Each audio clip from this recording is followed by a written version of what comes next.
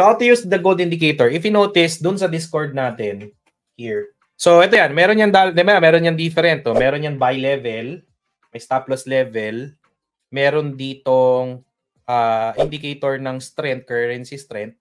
Tapos may 15-minute time frame, may 5-minute time frame. So how do you utilize this one? So una, this is computed by the order block.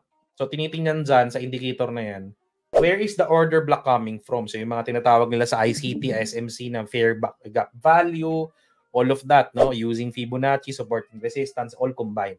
And then i-compute na ng algorithm, lalabas yung mga buy levels. But first step, mas maganda, tingnan mo yung indicator dito sa loob. Is gold a strong buy? Kasi ibig sabihin yan, it's really indicating na very strong buy siya. Now, nagko-coincide ba siya dun sa buy level? So kung may buy level dyan, ayan, katulad niya, may buy level at 2379 at 0.84. So kung may buy level dito, titingnan mo na yung structure ngayon. Saan ka bibili? Itong area na yan, this is your support. Then this is your resistance. So kung may buy level siya, tapos sabi pa dun sa order block, the indication niya is buy. You look for a support, and dito ka bumili sa area na to, na range. And then, wait for a green arrow to appear. Hintayin mo lang. Katulad nito, may green arrow at this range, di ba? May support level ka, kinukumpit na kasi ng algorithm yan eh. Pag nag-appear yan, then you look for the 5-minute time frame na mga buy areas. O katulad nito, pag appear sa green candle, ayun, so dapat ito, kung may entry ka dito. Yan. Pasok ka dyan. Kasi may buy area na sa order block.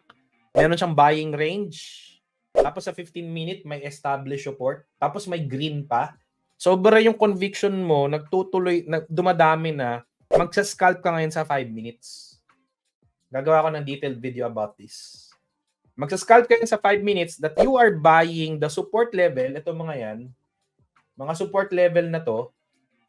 Tapos, hintayin mo mag-appear to. So, ngayon, are you gonna buy? No. Hintayin mo ulit yung tumama dito and then wait for that green arrow on the 5-minute. Then you place your buy. Kahit di ka marunong mag-trading, basta nakita mo tong mga area na yan, that's the support and resistance level. Tapos, ito yung indicator mo.